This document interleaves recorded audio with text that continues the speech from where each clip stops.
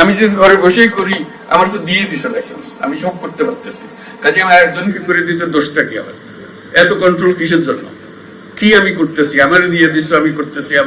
আমার ছোট মেয়ে, সে গিয়া পাড়ার সব একটা করে দিয়ে আসে, ও জানে ওরা একটু ধরো করে দিতে পারে। সেটা যদি হয় তাহলে ভয়টা, অত ভয় আর নাই। যে আমি তো নাগরিক কাছে দিয়ে দিয়েছি, বলছি আপনি ঘরে বসে এটা করেন।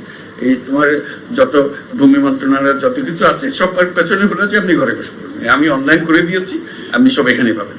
আমরা শুধু এটাকে সিস্টেমেটিক করছি, অনেকে ভয় করতেছে না, বা এখনো সে ভয় থেকে সে বেরিয়ে আসতে পারতেছে না। বের করে আনার জন্য এটা কয়দিন পরে দেখবো যে এটাও রিলেভেন্ট হয়ে গেছে। সে বলছে ওখানে গিয়ে লাভ কি, বসে থাকতে হয়, আসো ঘরে বসে করবেন। এনআইডি নিয়ে জিল্লতি, এটা বিশ্বাসযোগ্য নয়, এত রকমের জিল্লতি হয়। এখন আমরা বলছি যে সব হাসপাতালগুলোকে এম্পাওয়ার করে দাও এবং বাধ্যতামূলক করো, সন্তান জন্ম হলে তোমাকে এনআইডি সবকিছু রেডি করে দিতে হবে, জন্ম সনদ তাকে ওখানে দিয়ে দিতে হবে, সার্টিফিকেট দিতে হবে, অমুক তারিখে এই হাসপাতালে এটা হয়েছে। দায়ী যারা আছে তাদেরকে বলতে হবে যে তোমাকে এই কাজটা করে দিতে হবে, এটা তোমার বাধ্যতামূলক। তা নাহলে ওই 60 বছর বয়সে বলে জিজ্ঞেস করে আমরা জন্ম তারিখ, বলে আমার তো জন্ম তারিখ কিছু জানি না, তো দাও একটা বসে দাও, কত বয়স, কত বয়স, কত 60 70 কিছু একটা হবে। মানুষ নিজের নাম জানে না, এদের নিয়ে আমাদের কাজ করতে, নিজের নাম জানে না।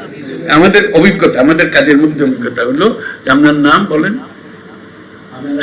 না আমিনার মা, আমিনার মা, তাকে কোনোদিন বলা হয়নি তার নাম দিয়ে। অমুকের মেয়ে হয়ে সে জন্মগ্রহণ করেছে, অমুকের ছেলে হয়ে সে জন্মগ্রহণ, অমুকের ছেলে, ওকে অমুকের নাতি, তারপরে হলো অমুকের মা, তারপরে হলো অমুকের শাশুড়ি, ইত্যাদি ইত্যাদি। এইগুলো কাজে নাম তার নাই।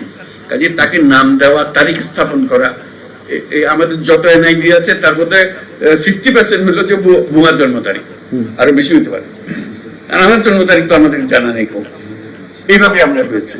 আমাদের বেশিরভাগ স্কুল কলেজের শিক্ষকদের দায়িত্ব হলো, বিশেষ করে প্রাইমারি স্কুলে ম্যাট্রিক পরীক্ষার সময়, এখন এইচএসসি এসএসসি এগুলো, যে হেডমাস্টার জন্ম তারিখ বসে আছে, এবং বেশিরভাগের জন্ম তারিখ হলো 1 জানুয়ারি। বাংলাদেশে যত 1 জানুয়ারিতে জন্মগ্রহণ করে, পৃথিবীর কোনো দেশে এত জন্মগ্রহণ করে দিতে হবে তো। এত 1 জানুয়ারিতে এত তোমরা প্ল্যান করে রাখো 1 জানুয়ারি।